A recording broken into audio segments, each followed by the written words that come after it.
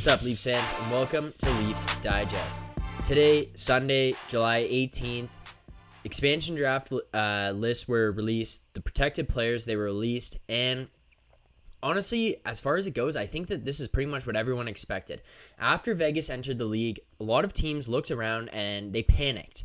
They looked at all the guys that were going to go up and they thought they were going to lose for nothing, and they started making all these drastic moves, which led to Vegas having the success they did in their first season, absolutely blowing past expectations and making it to the Stanley Cup Finals in year one in the NHL, an expansion team. Everyone was kind of looking at this saying, there's no way that team makes the playoffs this year. There's no way that team has any kind of success. Almost looking at this as a team that was going to be just a complete bottom feeder in year one, hoping and praying that they were going to have a chance to get off the ground and even get some fans into the building. Turned into a team that was a Cinderella story, making a run all the way to the Stanley Cup Finals, and has had sustained success since that point. They're a just wagon in the NHL. They're a team that is built really strongly from top to bottom and has clearly turned out to be a place that other players around the league want to play. Like that Vegas factor, guys want to get there, but it seems to be just a good city that people love playing in because of the fans. The fan atmosphere is absolutely nuts. The city itself is obviously pretty great, and the team has been built up to be a great team. Now, GMs around the league looked at that and they said, that can't happen again. And that's kind of what media, fans, players, owners, everyone was expecting with this Seattle draft coming up. A lot of people looked around and said, we can't go nuts here. We can't trade away all these guys because we can't have Vegas 2.0. We're just going to make the small moves that we need to, the little adjustments for our own cap purposes, our own protection purposes, and let Seattle pick who they're going to pick. Because when Vegas came in, a lot of teams, they overvalued certain players, and Vegas knew what it was that they wanted, and they ended up getting more than they could even ask for because a lot of teams gave 2-for-1 deals, essentially, where Vegas was looking at player A, and teams said, oh, we'll give you player B and C so that you don't take player A, and Vegas ended up much better off for it. So this time around, teams just said, take who you want. We'll leave it up to fate to figure out essentially what your team is going to be, because we're just going to protect the guys we know we need to protect. But we're here to break down the Leafs. Leafs made a minor move earlier this week, which I think honestly kind of set them up pretty well going into this expansion draft, because it was pretty glaring as to the two players that were on the block in terms of who could be drafted by Seattle in this expansion draft, and those players would be Alex Kerfoot and Travis Dermott. Travis Dermott, I feel like, is the more hopeful one that Leafs fans want to see get rid of in terms of having an asset in Alex Kerfoot stick around that could be moved or could remain with this team. I know a lot of people were really happy with his playoff performance in this past season. The team itself didn't do that well, but you're looking at a guy, $3.5 million a year. He played 7 games in the playoffs. He had 6 points. He actually ended up moving up and down the lineup, playing a big role, penalty killing, and he was a contributor to the playoffs. It was something that we didn't really see coming. He was consistent in the regular season, and by consistency, I mean he was just consistently average for his regular seasons with the Leafs the last 2 years, but this past playoffs has kind of really overvalued him in the eyes of Leafs fans, I would think. And I think a lot of Leafs fans are looking at that as, okay, this is a guy who could come back and contribute to us moving forward, or he could be a guy that we look to move on from and trade him and get pieces in return. So then the Leafs go out and they acquire Jared McCann. And now, by all accounts, according to Frank Saravelli, Pierre LeBrun, as far as I've seen, he was a guy that Seattle was looking to draft from Pittsburgh. I think Pittsburgh kind of realized that this was going to be the case. They didn't want to lose him for nothing, so they swap him to the Leafs with, for funny enough, the 2023 7th-round pick and Philip Hollander, which are the exact same trade assets that the Leafs acquired when they dished off Kasperi Kapanen before last season to Pittsburgh. So basically, the Leafs took in from Pittsburgh for getting rid of Kapanen for the cap hit, dished it back to them to take back Jared McCann, and ultimately I think the Leafs upgraded in that position. I think that Jared McCann is probably a better player for the Leafs than Kasperi Kapanen was because of what they need. I think that Jared McCann, being a 25-year-old player who's kind of coming into his own, he's a $2.9 million a year cap hit. This is a guy who is a bigger player. He's going to fill in that third-line center role if he ends up sticking around, and he could be an effective player with the Leafs here. He only has 1 more year left on his deal. He's going to be up for free agency after this coming season, But it's not something that we really have to worry about because it's not like he's going to be demanding an outrageous contract once his free agency hits. And the thing is, it kind of goes back into like when you look at last year and they signed all those guys for 1-year contracts, like even bringing in Alex Galchenyuk as another example is like, these are guys who are coming in here and they're going to fight to prove that their value is higher than it is when they signed with the Leafs, which kind of drives that competitive aspect. And all you can hope for really at that point is that you're going to get a guy who's going to perform above his contract level, look to improve on his value once he hits the market in his upcoming free agent season, which can only benefit the team in the time that he's there, because that's all you really care about. You care about, while this guy's on your team, what is he going to do for you right now?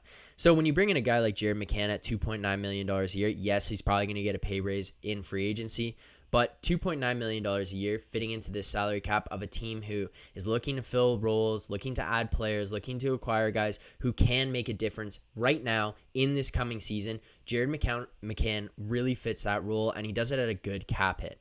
Now, moving into the protection here and the actual expansion draft side of things, this plays out to be very, very interesting for the Leafs, because I think it was a foregone conclusion that Alex Kerfoot was number one option for Seattle to take here. I think that was kind of the thing where everyone was like, okay, it's going to be Kerfoot, it's going to be Kerfoot. And then on the back burner, everyone's thinking maybe Dermott could be the guy. We kind of had an idea who the Leafs are going to protect here, and they went with exactly as we thought it was going to be. The list, they go 8 players, 1 goalie, and then it's obviously your big 4 forwards, Auston Matthews, Mitch Marner, William Nylander, John Tavares. And then on defense, you got TJ Brody, Justin Hall, Jake Muzzin, Morgan Riley. And now I think that one of the big things here actually was like there was a small determining factor of whether the Leafs were going to want to protect Justin Hall or not. And I think it was not necessarily a 50-50 coin flip. They were probably leaning towards the idea of protecting Justin Hall a lot more than they would have been exposing him come the expansion draft. But they ultimately decided to protect Justin Hall, which kind of changes your dynamic in terms, you're not going to go with 7 and 3 here. You're going to go with the 4D option, and you're going to limit yourself down to 8 players protected. So that ends up leaving guys like Alex Kerfoot, Jared McCann, Travis Dermott exposed in this draft. So when you go down to it, Jared McCann is really a insurance move here for the Leafs, because he's kind of projected to be a third-line center on this team as it goes forward. He's obviously not going to take Auston Matthews or John Tavares' spot in the first 2 lines, and he's not a winger. He's a third-line center. He's going to play center. So now you're kind of in this position where if they don't take McCann or Kerfoot, you're set up better than you were going into this, which is a weird situation to think because they're probably going to take Dermott at that point. So now you look at Kerfoot and McCann. Kerfoot can slide over to the wing, play third line left wing, second line left wing, whatever you want him to play. Jared McCann slots in that third line center. I think Kerfoot's probably better off at wing than he was on center. He played really, really well in the back half of the regular season and then into the playoffs when he got moved to the wing. I don't know if he's like as great and excels as much at the center position as he did in the wing, especially with the Leafs. Maybe elsewhere he is a center, but with the Leafs and what he was doing here, he did play really, really well at the wing. So if you end up with both these guys here, it's a win essentially for the team, because you picked up a guy that Pittsburgh was going to lose in the expansion for nothing. Basically gave them a 7th round pick 2 years from now. We're not really going to need, and it's not in the front of our minds as we come along here. Draft picks are important, obviously. I completely understand that. But when you're looking at, we need to win right now, we only have Auston Matthews, Mitch Marner, William Nylander locked up for a shorter amount of time. You got guys on expiring contracts. It's a good thing to have here, because that 7th round draft pick in 2023, what difference is it really going to make in the next 2 years? We don't really know, but you can only assume that it's not going to be that impactful. So flipping off Hollander, who was only really projected to be kind of like a third, fourth line player on this Leafs team, if he ever did get into this lineup, which wasn't going to be in the immediate future, doesn't really impact us there. We have a stronger prospect pool, especially at forwards. You look at guys like Nick Robertson, who are down there. You even have that guy Adam Brooks, who got touches in NHL games. These are guys who can play in the lineup right now. They may not be everyday kind of guys, but Philip Hollander especially is not an everyday kind of guy right now in his career. So I wouldn't even worry about moving on from a piece like that. And then it just leaves us in this position of, now we have 3 guys really that Seattle could take. If they end up taking McCann, which would be kind of an interesting move because we do know that they were trying to take him from Pittsburgh, then you're left with Kerfoot and Dermott. You don't lose any of the pieces who were here last year. And I've been a big proponent of saying we can't run it back with the exact same team as last year. But I think what it does do is give us the flexibility of keeping both those guys as assets moving into the draft, moving into free agency, moving into next season, because these are guys that can be tradable pieces. They're both on good contracts. Dermott is at $1.5 million a year and Kerfoot's at $3.5 million a year. Those aren't heavy cap hits for guys who can do what they do. They're serviceable players who can move, like Kerfoot can move up and down the lineup, play the penalty kill, plays really well, even strength. And you look at that as a guy who you could swap for and trade and get pieces in return. So now you have those pieces protected if McCann moves on. He's a guy who hasn't been here. He's not familiar with the system. He only has 1 year left on his contract. If you lose him, it's like, okay, tough, but so be it. That's the way it is. You had that protection. You had that little bit of insurance to keep those other guys. On the flip side of this, if the Leafs lose Alex Kerfoot or Travis Dermott here, or if they just lose Kerfoot, I guess, really, because that's where this really comes down to, is you're left with Jared McCann, who by all accounts is projected to be a better player than Kerfoot at the age that Kerfoot's currently at. Kerfoot's 27. McCann had just turned 25. Kerfoot making $3.5 million. McCann making 2.9. And you look at their regular seasons last year, Kerfoot had 56 games played, 8 goals, 15 assists, 23 points. McCann, 43 games played, 14 goals, 18 assists, 32 points. So this guy plays 13 less games regular season last year, puts up 9 more points than Kerfoot, is 2 years younger, $600,000 less cap hit. You kind of like having him around here because if he can end up sticking and Kerfoot's gone, you've almost upgraded the position for only a 2023 7th rounder and Philip Hollander, who's not going to be playing on this team in the next couple years. Yes, you lose Kerfoot, but you're going to probably going to lose Kerfoot anyways for nothing. So now you're in a position where you've just gained a guy who's probably better suited for this lineup, probably better for the Leafs moving forward here in terms of youth, in terms of cap hit, and what he can produce on a nightly basis. And we seem to be sitting here in a pretty good position. Ultimately, I think the first person that I would want to see get taken in this expansion draft would be Travis Dermott. I think that it opens up spots in the defense to bring back a Zach Bogosian, to move Rasmus Sandin up, to see what Liljegren can do in a full regular season, in a regular kind of run-of-the-mill year where we have 82 games. Our schedule is back to normal. We start more on time than usual. See what this guy can do. We're going to have fans in the building. Let's just see if he can participate in an NHL game on a nightly basis. If it's not Dermott, the next guy I would want to see go is Kerfoot. Of these 3 guys, it's Kerfoot that I would want to see go.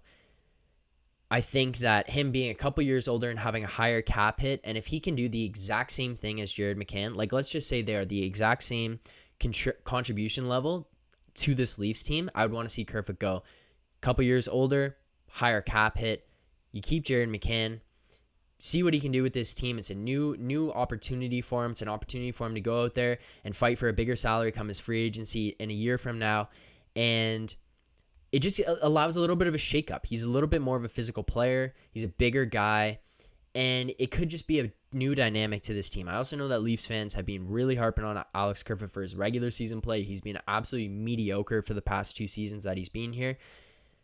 But if you lose Kerfoot and you keep McCann and you keep Dermott, we're not really in a tough situation here. We're not really sitting around going, oh my God, I can't believe we just lost that guy. Maybe it come regular season, we're going to realize Kerfoot had much more value than we actually are valuing him at right now. And that's something that only time will tell. But I think Jared McCann is a really good option to slot in here to replace Kerfoot if they take Kerfoot and not McCann. Now, if they go to McCann, again, like I said, just briefly, it's like we're still left with Kerfoot and Dermott. And I think that these are guys that we can trade, we can move on from. And if they come back and they end up slotting into this lineup next season, I really don't think that this is a bad thing for the Leafs. I want to see them make some moves and switch some things up, bring some new guys in. Maybe this means these 2 guys are out. Maybe it means one of these guys is out. Whatever the case may be, having them come back, you're not really losing too much from what we had last year, and you're not losing a guy that was actually on this team at all. So it is a little bit of insurance. It's kind of nice to see. Ultimately, I really do think that the guy that Seattle is going to want to take here is Jared McCann. He's 2 years younger. He has a $2.9 million cap hit, which is kind of nice, and he's a free agent 1 year from now. The only thing that I would think would deter Seattle is actually the fact that he is at a 2.9 with being a free agent 1 year from now. And that's because Seattle has to hit 60% of the cap with their expansion draft players. So if they're in a pickle and they need a little bit more money to add up to that cap, Kerfoot could be the guy to push them over the edge. He also has that 1 more year on his contract to just hold him there and be maybe a part of this Seattle team as it goes forward. He is a West Coast guy. He's from BC. He's going to be closer to home. So that could be nice for him, could be nice for Seattle to kind of build that with him and have him be a sustained NHL player. But I think that just strictly in terms of upside, McCann is probably the guy that they would want to take from that aspect. But then again, you look at Kerfoot, he's only 2 years older, a little bit higher cap hit, which helps them reach that floor that they're looking for. And he's a West Coast guy familiar with that setting.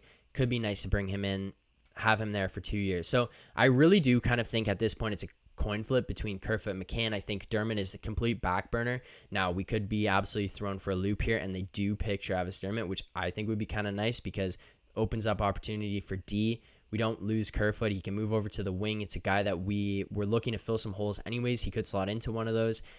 And then we keep McCann and we can see what this guy can do. It would be kind of nice in that sense. But I'm thinking it's Kerfoot 1A, McCann 1B. There's no real one over the other. I think it would be entirely up to Ron Francis and what his preference is going to be here. But then if Travis Dermott ends up being the guy, I think that's an absolute bonus. So our expansion draft protected list was pretty much exactly as we thought it was going to be. We went with the big 4 and then the 4D that everyone was kind of talking about, Brody, Muzzin, Hall, Riley. It was expected. Jack Campbell obviously had to be the goalie that gets protected. So moving in here, we're looking at an expansion draft that pretty much is playing out to the way we thought it was going to. There's no real surprises here. There's nobody we're looking at saying, oh my God, I can't believe that guy got exposed. I can't believe we left these guys. It's all kind of just being, Kerfoot's probably going to be there. Dermott's probably going to be there. And from that point on, they're not going to take Simmons. They're not going to take Spezza.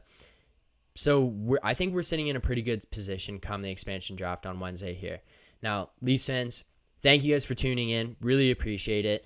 If you've liked our content, if you like what we're talking about here, make sure you like, comment, subscribe in the videos. Let me know your opinions. Let me know who you guys think the Leafs are going to lose in the expansion draft coming up here. Let me know what other kind of moves you think the Leafs might be making after this expansion draft. And if you think there's actually any kind of sneaky side deals out there that I haven't discussed on here or I haven't even heard of myself, because I want to hear those. I want to break them down in pods with Josh coming up here. But as we lead up to the expansion draft, we'll have a couple more pods coming out. So Leaf fans, I think we're in a pretty good position. I wouldn't be panicked about this expansion draft. I think that we're insured. Either way, whatever guy they pick, I think we have a good backup plan here. I think we have a good plan in place to move forward, and can't wait to see you guys in the next video. So make sure you keep believing. See you, Leafs fans.